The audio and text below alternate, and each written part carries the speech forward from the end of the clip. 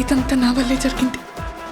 కళ్ళు మూసినా తెరిచిన చంద్రికనే కనిపిస్తుంది. Watch our web series Constable Kanakam Season 2 streaming now on ETV Win app.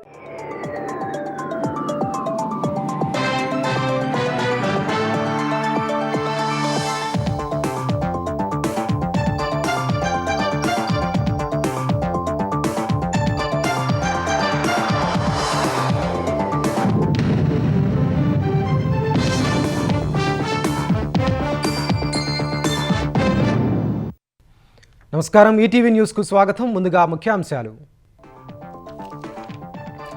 ఇరాన్లో కొనసాగుతున్న ఉద్రిక్తతలు.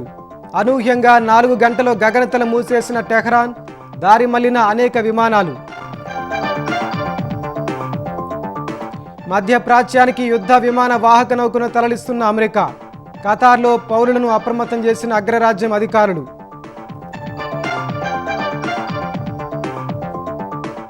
భారత్లో భిన్నత్వమే ప్రజాస్వామ్యానికి బలంగా మారిందన్న ప్రధాని. కామన్వెల్త్ సుస్థిరాభివృద్ధి హామీలు పూర్తి చేసినట్టు స్పీకర్ల సదస్సులో వెల్లడి. కారుణ్య మరణంపై సుప్రీంకోర్టు కీలక వ్యాఖ్యలు. ఎవరు బతకాలో ఎవరు చావాలో చెప్పడానికి ఎవరమంటూ నిర్వేదం, తీర్పు వాయిదా. తెలంగాణలో మరో 2 ఎమ్మెల్యేల అనర్హత పిటిషన్లపై స్పీకర్ తీర్పు. పోచారం శ్రీనివాస్ రెడ్డి, కాల యాదయ్య బీఆర్ఎస్లోనే ఉన్నట్టు వెల్లడి. 2025లో ప్రజల అవసరాలు తీర్చామన్న చంద్రబాబు. 2026లో ఆకాంక్షలు నెరవేరుద్దామని ప్రజాప్రతినిధులతో టెలికాన్ఫరెన్స్లో పిలుపు. తెలుగు రాష్ట్రాల్లో అట్టహాసంగా సంక్రాంతి సంబురాలు. ఏపీలో జోరుగా కోళ్లు పొట్టేళ్ల పందాలు. హైదరాబాదులో ఉత్సాహంగా పతంగుల పండుగ.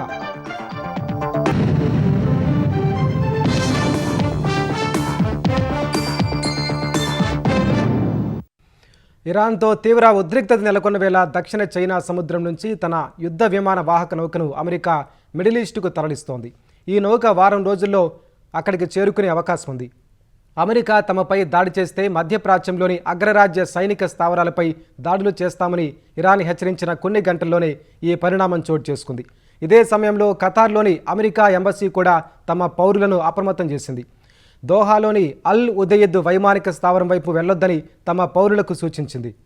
తదుపరి నోటీసు జారీ ఇచ్చే వరకు అందరూ అప్రమత్తంగా ఉండాలని తెలిపింది.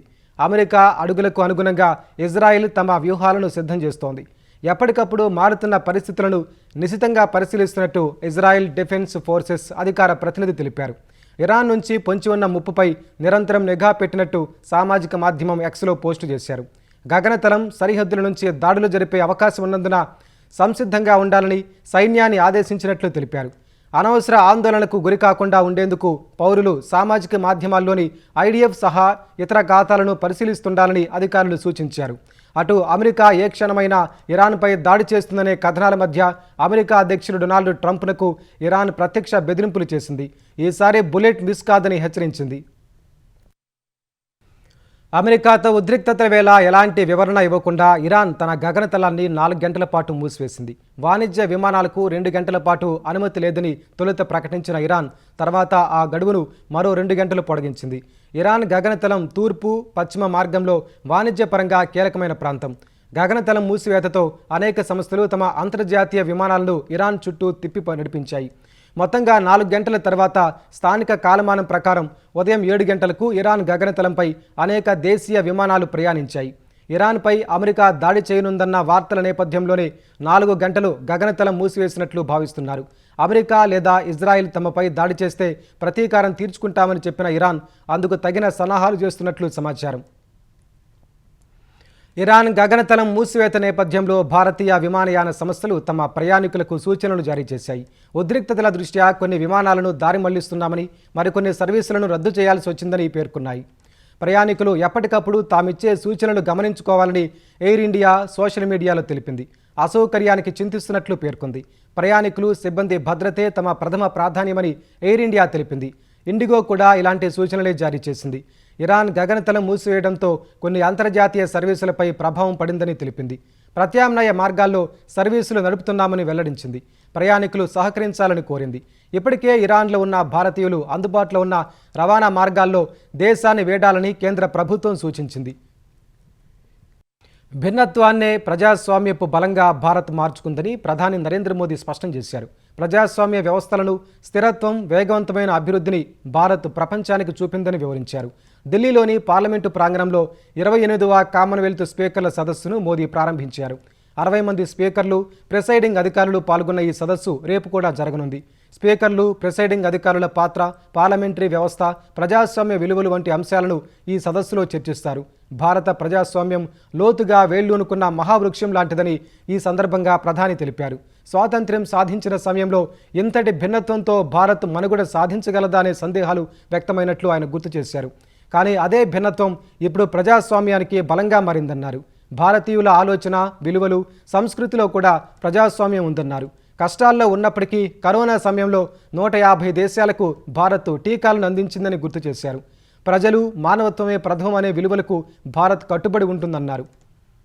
India is called the mother of democracy. Our sacred texts, the Vedas, are over 5,000 years old. They refer to assemblies where people met to discuss issues. Decisions were taken after discussion and agreement. We are the land of Bhagavan Buddha.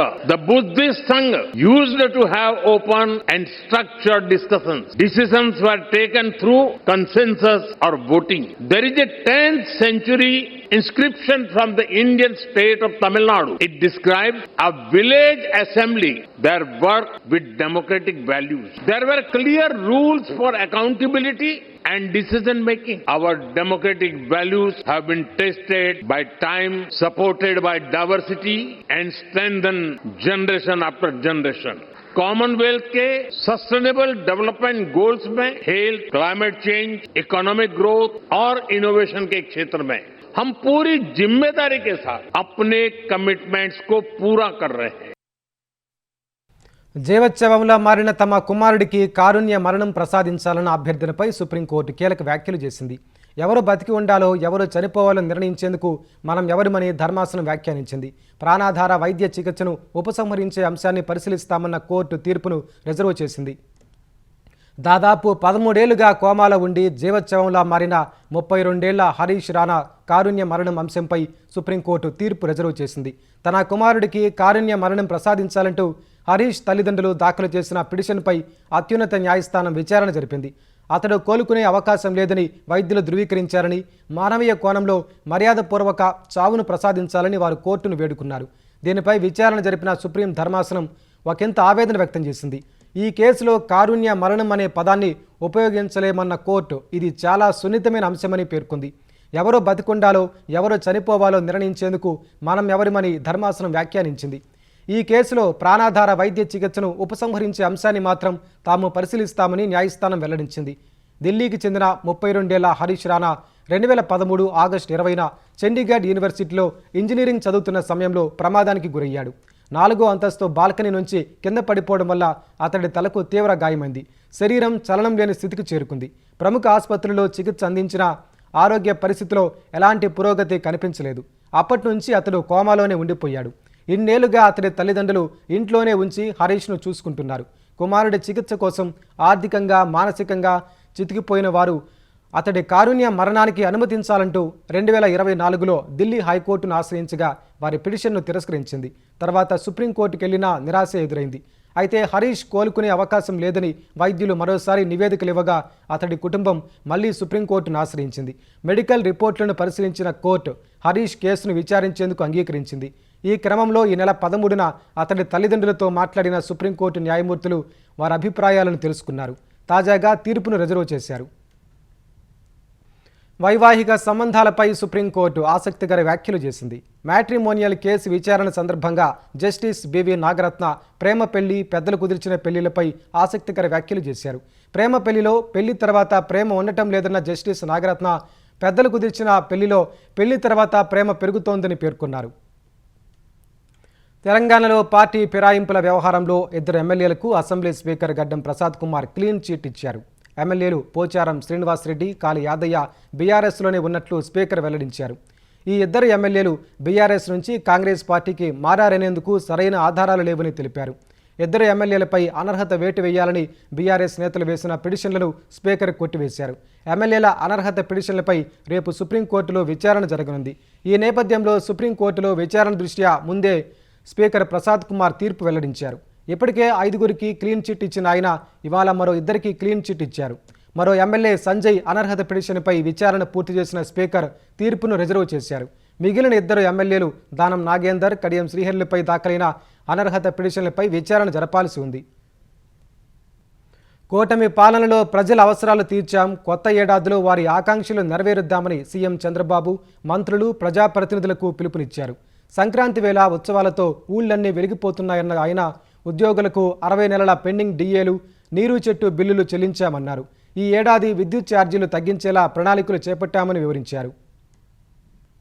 Sankranti సందర్భంగా CM Chandrababu మంత్రులు, ఎంపీలు, ఎమ్మెల్యేలు, party ముఖ్య నేతలు, కార్యకర్తలతో teleconference నిర్వహించారు. నేతలు, కార్యకర్తలకు సంక్రాంతి శుభాకాంక్షలు చెప్పిన ఆయన గ్రామానికి రాగానే చిన్ననాటి జ్ఞాపకాలన్నీ గుర్తొస్తాయని తెలిపారు. మన ఆచారాలు, సంస్కృతి, సంప్రదాయాలను మర్చిపోతే జాతి ఉనికి ఉండదని పేర్కొన్నారు. ఏపీలో ప్రతి పల్లె పండుగ శోభతో కలకలలాడుతోందని చెప్పిన సీఎం ఇచ్చాపురం నుంచి కుప్పం వరకు పండుగ వాతావరణం కనబడుతోందని హర్షం వ్యక్తం చేశారు. ప్రతి జిల్లాలోనూ ఉత్సవాలు చేస్తున్నారని ఆయన కేరళలో పడవ పోటీలను తలపించేలా ఆత్రేయపురంలో పోటీలు జరుగుతున్నాయని తెలిపారు. జగ్గన్నతోట ప్రభల ఉత్సవం అద్భుతంగా జరుగుతోందన్న చంద్రబాబు దీన్ని రాష్ట్ర పండుగగా చేపడుతున్నామన్నారు. కడప జిల్లా గండికోటలో ఉత్సవాలు, సూలూరుపేటలో ఫ్లెమింగో ఫెస్టివల్ జరుగుతున్నట్లు గుర్తించిన సీఎం అన్ని ప్రాంతాల్లో పర్యాటక కేంద్రాలను అభివృద్ధి చేసుకునే దిశగా పనిచేస్తున్నామని వెల్లడించారు. గ్రామాలను అభివృద్ధి చేసేందుకు ప్రణాళికాబద్ధంగా వెళ్తున్నామన్న ఆయన గ్రీన్ ఎనర్జీ పాలసీ తెచ్చామని, ప్రతి ఇంటిపైన సోలార్ రూఫ్ టాప్లు ఏర్పాటు చేస్తున్నామన్నారు.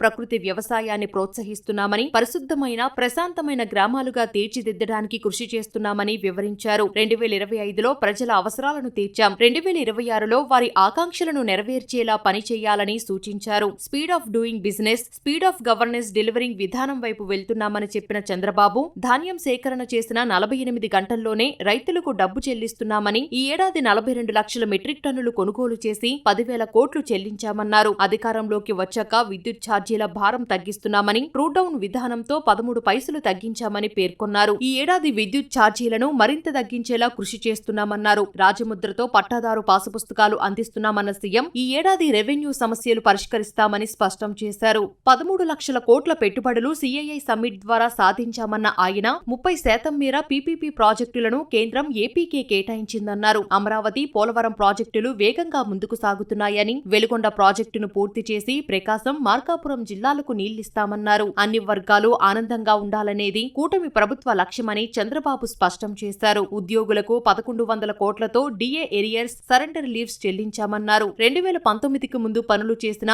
నీరు చెట్టు బిల్లులు కూడా చెల్లించినట్టు వివరించారు. పార్టీ పరంగా పార్లమెంటు స్థాయి వరకు పదవులు భర్తీ చేశామన్న చంద్రబాబు త్వరలోనే రాష్ట్ర కమిటీ నియామకం చేపడతామన్నారు. కూటమి ఉంటేనే రాష్ట్రం బాగుంటుందని, రాబోయే అన్ని ఎన్నికల్లో కూటమి విజయం సాధించాలని సూచించారు. ప్రభుత్వం చేసే మంచి కార్యక్రమాలను నేతలు, కార్యకర్తలు ప్రజల్లోకి తీసుకెళ్లాలని చంద్రబాబు దిశానిర్దేశం చేశారు. తెలుగు రాష్ట్రాల్లో సంక్రాంతి సంబరాలు అట్టహాసంగా జరుగుతున్నాయి. అందమైన రంగవల్లులు, హరిదాసుల కీర్తనలు, గంగిరెద్దుల విన్యాసాలతో వాడవాడలో పండుగ శోభ వెలువరిచింది. మరోవైపు గోదావరి, కృష్ణా, గుంటూరు జిల్లాల్లో కోడి పందాలు, పొట్టేళ్ల పోటీల జోరు కొనసాగుతుండగా కోట్ల రూపాయలు చేతులు మారుతున్నాయి. ఆంధ్రప్రదేశ్ వ్యాప్తంగా సంక్రాంతి సంబరాలు అంగరంగ వైభవంగా సాగుతున్నాయి.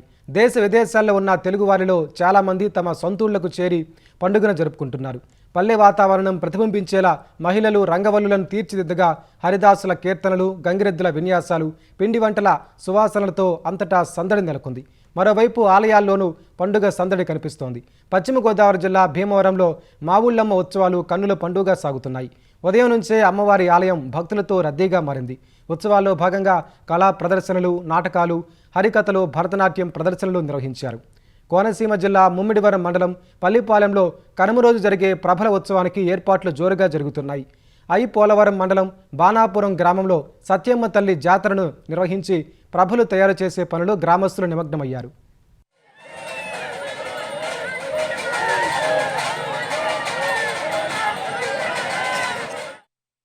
మరోవైపు గోదావరి జిల్లాల్లో కోడి పందాలు జోరందుకున్నాయి. ఉదయం నుంచే నోట్ల కట్టలతో పందెం రాయుళ్లు బరుల వద్దకు చేరుకున్నారు. సినిమా సెట్టింగుల తరహాలో ఏర్పాటు చేసిన బరుల వద్ద అదృష్టం పరీక్షించుకుంటున్నారు. పశ్చిమ గోదావరి జిల్లాలో తొలి రోజే జిల్లాలో 100 కోట్ల రూపాయలకు పైగా చేతులు మారినట్లు చెబుతున్నారు. డిక్కీ పందాలు నిర్వహించుకోవాలని, కోళ్లకు కత్తులు కట్టవద్దని హైకోర్టు ఆదేశాలున్నా ఎక్కడా అలాంటి పరిస్థితి కానరావడం లేదు. కోళ్లకు కత్తులు కట్టి బరిలో దింపుతున్నారు. పోలీసు, రెవెన్యూ అధికారులు అటువైపు కన్నెత్తు చూడటం లేదు. ప్రధాన బరి చుట్టూ జోద క్రీడలు జోరుగా సాగుతున్నాయి. టెంట్లు వేసి మరీ గుండాట, మూడు ముక్కలాట సాగిస్తున్నారు.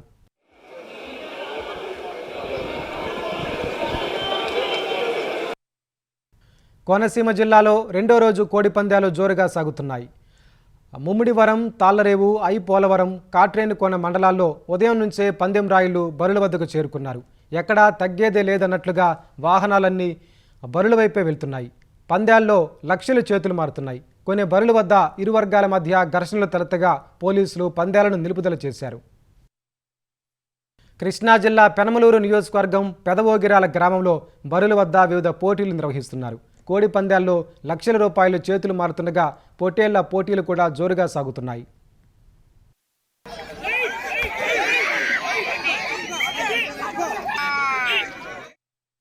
బాపట్ల జిల్లా పర్చూరు మండలం అన్నంభొట్లవారిపాలెంలో పొట్టేళ్ల పందాలు నిర్వహించారు. వివిధ ప్రాంతాల నుంచి కొమ్ములు తిరిగిన పొట్టేళ్లను తెచ్చిన పందెం రాయుళ్లు పోటీల్లో ప్రవేశపెట్టారు. ప్రేక్షకుల ఏలలు, కేరింతల నడుమ పోటీలు రసవత్తరంగా జరిగాయి.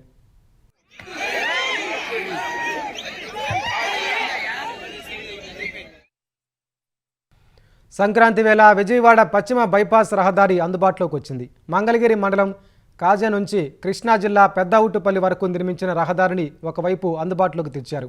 National highway authority of India అధికారులు శాస్త్రోక్తంగా పూజలు నిర్వహించి రహదారిని ప్రారంభించారు. ముందు నేషనల్ హైవే అథారిటీ అధికారుల వాహనాలు రహదారి వైపు ప్రవేశించాయి. తర్వాత ఇతర వాహనాలను అనుమతించారు. మార్చిలోపు రెండు వైపు రహదారిని అందుబాటులోకి తెస్తామని అధికారులు చెప్పారు. గుంటూరు వైపు నుంచి వచ్చే వాహనాలు నేరుగా రాజధానిలోకి వెళ్లేలా అవకాశం కల్పించారు. పూర్తి స్థాయిలో రహదారి అందుబాటులోకి వచ్చిన తర్వాతే వెంకటపాలెం వద్ద టోల్ ఫీజు వసూలు చేస్తామని అధికారులు స్పష్టం చేశారు. తెలంగాణ వ్యాప్తంగా సంక్రాంతి సందడి నెలకొంది. హరివిల్లును తలపించేలా లోగిళ్లలో అతివలు ముగ్గులను తీర్చిదిద్దగా గంగిరెద్దుల విన్యాసాలతో పండుగ శోభ వెలువరిసింది. ప్రముఖ ఆలయాల్లో బ్రహ్మోత్సవాలు ఘనంగా జరుగుతుండగా భక్తులు ప్రత్యేక పూజల్లో పాల్గొన్నారు. తెలంగాణ వ్యాప్తంగా సంక్రాంతి శోభ వెలువరిస్తోంది. ఇంటింటా మకర సంక్రాంతి వేడుకలు అంబరాన్నంటాయి. వీధులన్నీ అందమైన రంగవల్లులతో నిండిపోయాయి. తెల్లవారుజాము నుంచే అతివలు ఇళ్ల ముందు ముగ్గులు వేస్తూ సందడి చేశారు. గంగిరెద్దుల విన్యాసాలతో వాడవాడలా పండుగ కల ఉట్టిపడింది. ముగ్గుల్లో గొబ్బెమ్మలు పేర్చి సాంప్రదాయబద్ధంగా వేడుకలు జరుపుకుంటున్నారు. మరోవైపు ప్రజలు ఆలయాలకెళ్లి ప్రత్యేక పూజలు నిర్వహిస్తున్నారు. కోరిన కోరికలు తీర్చే కొంగు బంగారమైన ఐనవోలు మల్లికార్జున స్వామి బ్రహ్మోత్సవాలు అంగరంగ వైభవంగా జరుగుతున్నాయి. మకర సంక్రాంతి రోజు స్వామివారిని దర్శించుకోవడానికి పెద్ద ఎత్తున భక్తులు రాగా ఆలయ ప్రాంగణం జనసందోహంగా మారింది. భక్తుల తాకిడితో క్యూలైన్లు కిటకిటలాడ్డాయి. స్వామివారి సర్వదర్శనానికి 2 నుంచి 3 గంటల సమయం పడుతోంది. బ్రహ్మోత్సవాల్లో ఈ రాత్రి బండ్లు తిరగడం ఇక్కడి సాంప్రదాయం. మాన్నేని వంశస్థులు శివనాథం అనే రథాన్ని అలంకరించి గ్రామంలో ఊరేగింపుగా తీసుకొచ్చి గుడి చుట్టూ ప్రదక్షిణ చేయించడం వైభవంగా సాగుతుంది. ఐనవోలు చుట్టుపక్కల గ్రామాల రైతులు పండించిన ధాన్యాన్ని ఎడ్ల బండలో తీసుకొచ్చి మొక్కులు చెల్లించుకుంటారు. జానపద నృత్యాలు, డప్పు, డోలు వాయిద్యాలు, శివసత్తుల నృత్యాలు, శివనామ స్మరణతో ఐనవోలు ప్రాంగణం మారుమోగుతోంది. హనుమకొండ జిల్లా భీమదేవరపల్లి మండలం కొత్తకొండ శ్రీ వీరభద్రస్వామి బ్రహ్మోత్సవాలు అంగరంగ వైభవంగా జరుగుతున్నాయి. సంక్రాంతి సందర్భంగా స్వామివారిని దర్శించుకోవడానికి ఆలయానికి భక్తులు పోటెత్తారు. ఆలయ ప్రవేశ ద్వారం వద్ద ఏర్పాటు చేసిన త్రిశూలాన్ని మంత్రులు పొన్నం ప్రభాకర్, కొండా సురేఖ ప్రారంభించారు. అనంతరం స్వామిని దర్శించుకుని మొక్కులు చెల్లించుకున్నారు. పెద్ద ఎత్తున తరలివచ్చిన భక్తులతో క్యూలైన్లు నిండిపోయాయి. స్వామికి ప్రీతిపాత్రమైన గుమ్మడికాయ, కోడి మొక్కులు చెల్లించుకుంటున్నారు. భక్తుల రద్దీతో ఆలయ పరిసరాలు కిటకిటలాడుతున్నాయి. సిద్దిపేట జిల్లా కోహెడ మండలం సముద్రాలలోని శ్రీ వీరభద్రస్వామి బ్రహ్మోత్సవాలు ఘనంగా జరుగుతున్నాయి. బ్రహ్మోత్సవాల్లో భాగంగా శరభ అంటూ భక్తులు అగ్నిగుండాలు దాటారు. సంక్రాంతిని పురస్కరించుకుని ప్రసిద్ధ పుణ్యక్షేత్రం ఏడుపాయల వనదుర్గామాత అమ్మవారికి ఆలయ అర్చకులు విశేష అలంకరణ చేశారు. గర్భగుడిలో గాలిపటాలు, 5 రకాల ధాన్యాలు, చెరుకు గడలు, కొబ్బరి మొక్కలతో పాటు హరిదాసు, గోవు నమూనాను అందంగా అలంకరించారు. తెల్లవారుజామున అమ్మవారికి పంచామృతాల అభిషేకం చేశారు. అనంతరం సహస్రనామార్చన, కుంకుమార్చన, పుష్పార్చన కార్యక్రమాలు నిర్వహించారు. పండుగ నేపథ్యంలో తెల్లవారుజాము నుంచే భక్తుల రద్దీ నెలకొంది.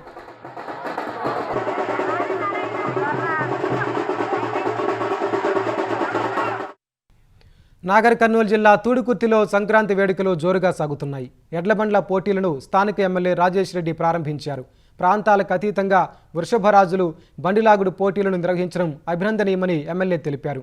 ఈ పోటీల్లో తెలుగు రాష్ట్రాల నుంచి ప్రసిద్ధిగాంచిన వృషభాలు పోటీల్లో పాల్గొన్నాయి. సంక్రాంతి సందర్భంగా జంట నగరాల్లో పతంగుల కోలాహలం కనిపిస్తోంది. చిన్న పెద్ద కలిసి పతంగులు ఎగరవేస్తూ సందడి చేస్తున్నారు.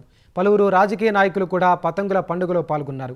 సికింద్రాబాద్ పరేడ్ గ్రౌండ్లో international kites and sweets festival 3వ రోజు జోరుగా హుషారుగా కొనసాగుతోంది. చివరి రోజు కావడంతో సందర్శకుల తాకిడి భారీగా పెరిగిపోయింది. వివిధ దేశాలు రాష్ట్రాల నుంచి వచ్చిన కైట్ ఫ్లయర్స్ పెద్ద పెద్ద గాలిపటాలు ఎగరవేశారు.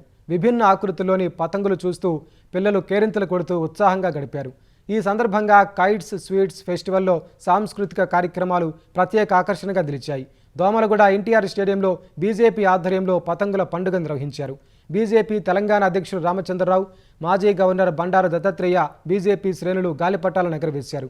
ఈ సందర్భంగా పార్టీ శ్రేణులు నువ్వుల లడ్డూలు, సకినాలు, ఇతర పిండి వంటలు కైట్ ఫెస్టివల్లో పంచారు. మకర సంక్రాంతి సందర్భంగా దేశ ప్రజలకు ప్రధాని నరేంద్ర మోదీ శుభాకాంక్షలు తెలిపారు. హృదయాల్లో ఆనందం, కృతజ్ఞత భావాలను నింపే పండుగ సంక్రాంతి అని పేర్కొన్నారు. సంక్రాంతికి ప్రకృతితో ఉన్న ప్రత్యేక అనుబంధం అందరికీ తెలిసిందేనని మోదీ గుర్తు చేశారు. ఈ సంక్రాంతి అందరి జీవితాల్లో సుఖశాంతులు, ఆరోగ్యాన్ని ప్రసాదించాలని ప్రధాని ఆకాంక్షించారు. అందరి కలలు సాకారం అవ్వాలని కోరుతున్నట్లు పేర్కొన్నారు. ఈ మేరకు తెలుగు ప్రజలకు తెలుగులోనే సంక్రాంతి శుభాకాంక్షలు తెలియజేశారు.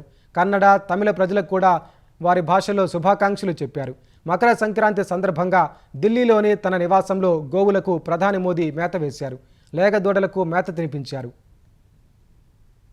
ప్రజా పాలనలో భాగంగా ప్రణాళిక ప్రకారం తెలంగాణను అభివృద్ధి చేస్తున్నామని మంత్రి పొన్నం ప్రభాకర్ అన్నారు. వచ్చే మున్సిపల్ ఎన్నికల్లో అన్ని చోట్ల గెలుస్తామని ధీమా వ్యక్తం చేశారు. బీఆర్ఎస్ గత 10 ఏళ్లలో ఒక్కరికి ఇల్లు ఇవ్వలేదని విమర్శించారు. సంక్రాంతి సందర్భంగా కరీంనగర్లో శ్రీ గిద్దె పెరుమండ్ల స్వామి వారిని మంత్రి పొన్నం దర్శించుకుని ప్రత్యేక పూజలు నిర్వహించారు. ఆర్థిక సంక్షోభం ఉన్నప్పటికీ ఇందిరమ్మ ఇళ్లు, రేషన్ కార్డ్స్, మహిళలకు ఉచిత ప్రయాణం, మహిళలకు రుణాలు, ఇందిరమ్మ క్యాంటీన్లను ఇచ్చామని వెల్లడించారు. గ్రామీణ ఉపాధి హామీ పథకం పేరు మార్పుతో పాటు పథకాన్ని నిర్వీర్యం చేసే కుట్ర చేస్తున్నారని బీజేపీపై మండిపడ్డారు. మహిళా అధికారుల కీర్తి ప్రతిష్టలను కించపరిచే వారిపై ఖచ్చితంగా చట్ట ప్రకారం చర్యలు తీసుకుంటారని పొన్నం స్పష్టం చేశారు.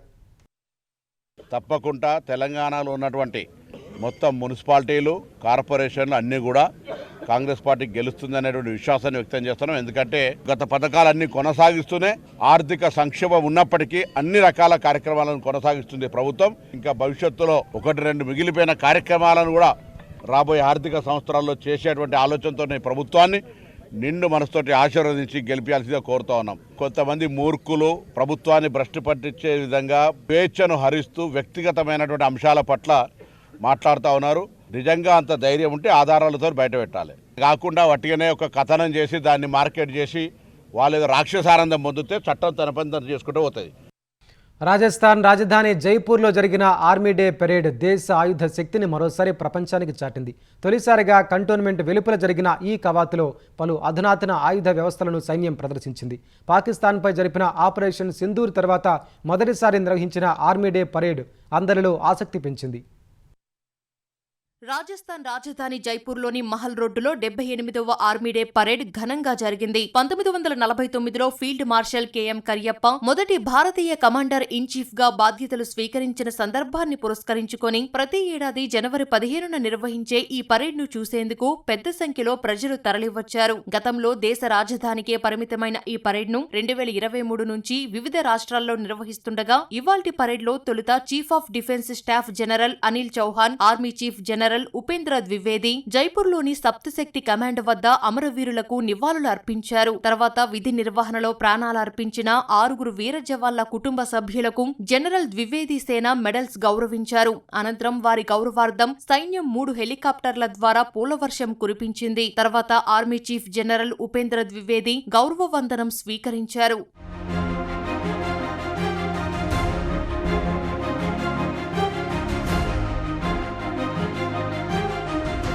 అనంతరం బ్రహ్మోస్, ఆకాశ క్షిపణులు, ధనుష్ ఫిరంగులు, అర్జున్ యుద్ధ ట్యాంకర్లు, దీర్ఘశ్రేణి గైడెడ్ రాకెట్ పినాక, రోబోడాక్స్, K9 వజ్ర, BMP వాహనాలు సహా అధునాతన ఆయుధ వ్యవస్థలు, సాయుధ వాహనాలను ప్రదర్శించారు.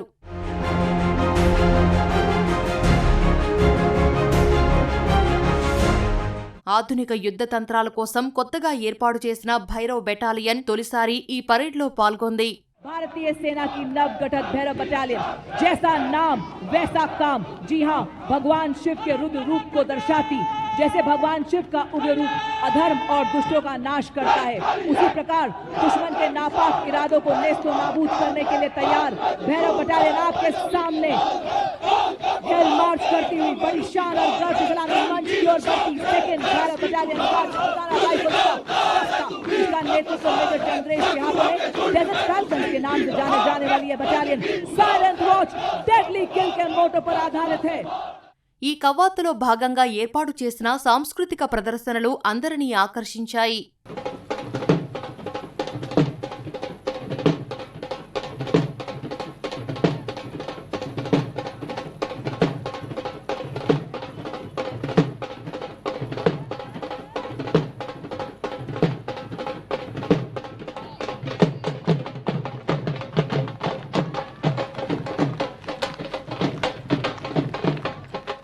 అంతకుముందు ఆర్మీ డేను పురస్కరించుకుని రాష్ట్రపతి ద్రౌపది ముర్ము, ప్రధాని నరేంద్ర మోదీ శుభాకాంక్షలు తెలిపారు. దేశ ఐక్యత, సార్వభౌమత్వం, సమగ్రతను పరిరక్షించడంలో సైన్యం దృఢంగా నిలబడుతోందని తెలిపారు. వారి కర్తవ్య నిర్వహణ స్ఫూర్తిదాయకమని పేర్కొన్నారు. దేశంలోనే అత్యంత ధనిక corporation Brihan Mumbai municipal corporation సహా మహారాష్ట్రలోని 29 నగరపాలక సంస్థల్లో ఎన్నికలు జరుగుతున్నాయి. ఉదయం 7:30కు ప్రారంభమైన పోలింగ్ సాయంత్రం 5:30 వరకు కొనసాగనుంది.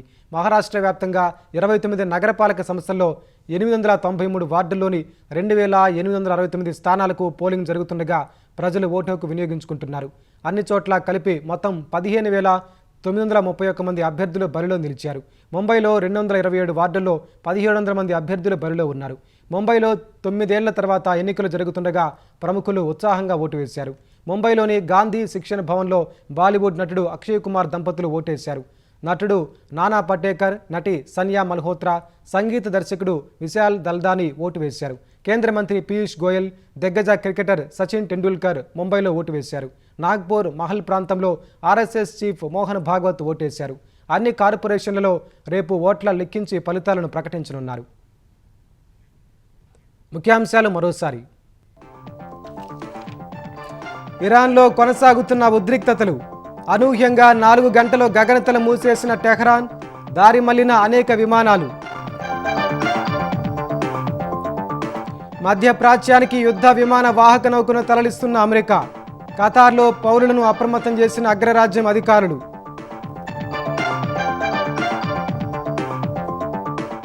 భారత్లో భిన్నత్వమే ప్రజాస్వామ్యానికి బలంగా మారిందన్న ప్రధాని.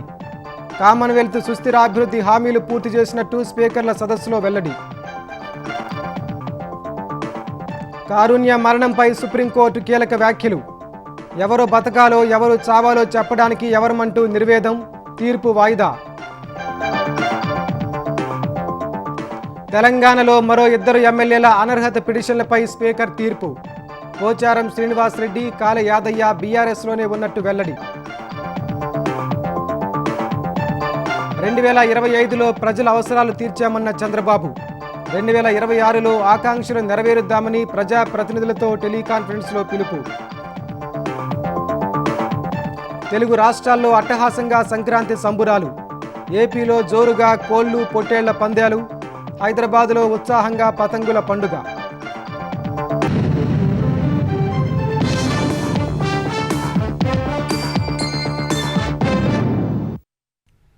ఈటీవీ న్యూస్ సమాప్తం. నమస్కారం.